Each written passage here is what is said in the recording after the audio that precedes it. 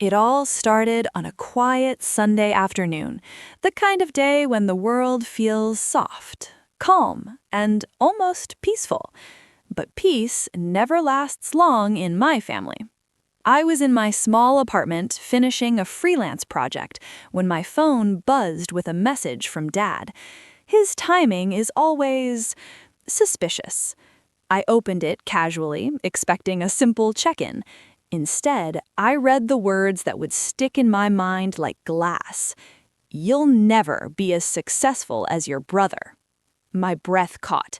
The sting felt instant, sharp, humiliating, familiar. And then another notification. It was a picture from my brother, Daniel. In the photo, he was standing in front of his new office building, smiling like a smug little king. And the caption? "Guess not everyone is meant for big things, huh?" My chest tightened. For a moment, I just stared at the screen, frozen between anger and disappointment. My family had a habit of comparing me to Daniel, the golden child, the successful one, the favorite. I swallowed hard, forcing the rising heat in my eyes to fade. They thought they knew my story. They thought I was struggling. They thought I was losing. But what they didn't know, what I hadn't told anyone, was that I had been working on something far bigger than a job title. I typed a reply, slowly, deliberately, my fingers steady despite the adrenaline.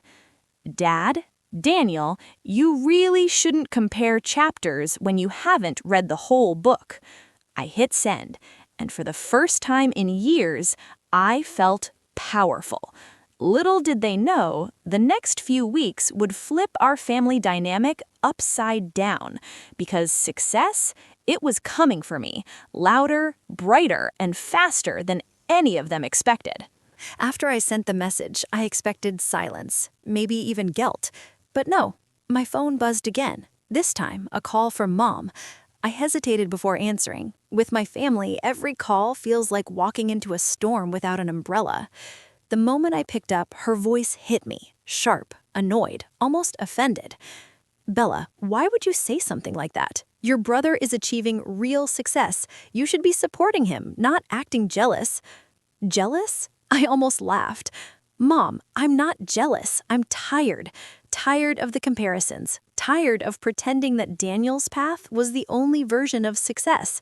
She didn't respond. The silence wasn't comforting. It was judgmental, heavy, suffocating. Finally, she exhaled sharply. "Bella, honey, you know you're not built like Daniel. He's stable. He's reliable. You've always struggled."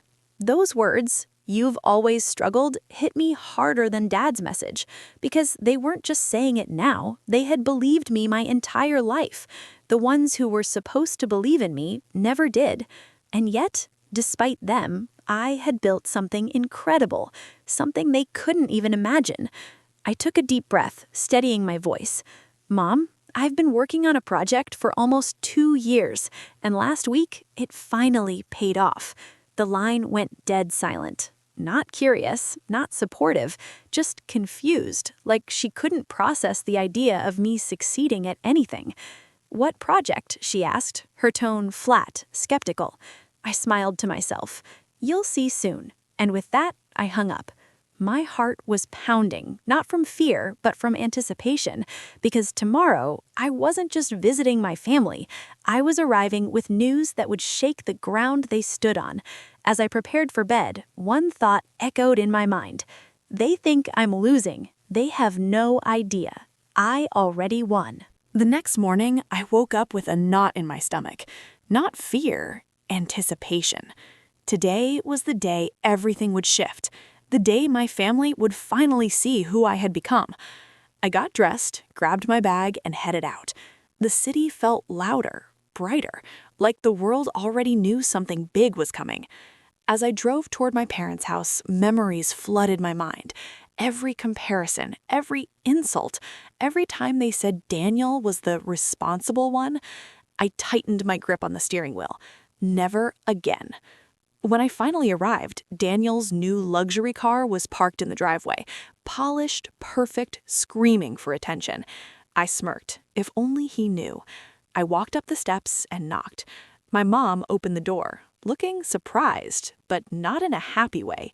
"Bella, you actually came?" I nodded calmly. "We need to talk." Before she could answer, Daniel appeared behind her, arms crossed, wearing a smirk that made me want to roll my eyes into another dimension. Oh, look, the struggling artist returns. I inhaled slowly, refusing to react. I wasn't here to argue. I was here to reveal. Dad came into the room next, his expression stern, judgmental, predictable. "Bella, if this is about your message yesterday, we don't have time for your emotional outbursts." Emotional outbursts? The irony nearly made me laugh. I stepped forward, my voice steady. "No, this is about something else." Daniel rolled his eyes dramatically. "Let me guess, you finally sold one of your little designs?" Mom actually chuckled. Dad shook his head. The disrespect in the room was suffocating. I reached into my bag and pulled out a folder, thick, heavy, official. I placed it on the dining table, sliding it toward them. "Actually, I bought something." Daniel snorted. "What, a coffee shop? An Etsy ad?" I didn't flinch. I flipped open the folder. Their eyes scanned the first page, then froze. I watched the color drain from Daniel's face first, then Mom's, then Dad's. Their eyes shot up at me like they'd seen a ghost. My heartbeat was steady, my voice calm. My moment finally here. I didn't buy a coffee shop. I bought something much bigger. And before they could speak, the front door opened. A voice called out from outside. "Miss Bella, we're ready when you are." My family turned toward the doorway, stunned, speechless, confused. And I smiled, because this was only the beginning. My parents looked at the doorway, confused. A man in a suit stood outside, holding a clipboard, waiting politely. Daniel blinked like he couldn't trust his own eyes. Dad stepped forward. Who is that?" I didn't answer. I simply walked past all three of them out to the front porch. The man in the suit nodded at me with full respect. "Miss Bella, the team has arrived. We're ready to begin when you give the signal." Behind him, 3 cars pulled up, professional, branded, high-end. Daniel stepped outside, trying to piece everything together. Bella, why are there corporate vehicles in front of Mom and Dad's house?" I turned to him slowly, letting the tension build, letting the silence sharpen. "Because they're here for me." Daniel scoffed, shaking his head. "For you? Why would a whole team show up for you?" Mom appeared behind him, arms folded, her voice dripping with disbelief. "Bella, don't embarrass yourself. Just tell us what's going on." I inhaled deeply. The moment I had waited 2 years for was right here. I handed the man in the suit a simple nod. He opened a leather portfolio and pulled out a document. Heavy paper, embossed, official.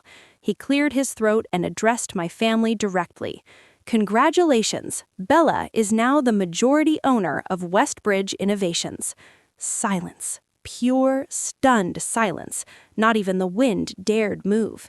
Daniel's jaw fell open. "Westbridge? The tech company?" I nodded once, calm, proud, steady. "Yes, I own it now." Mom staggered backward as if the words physically hit her.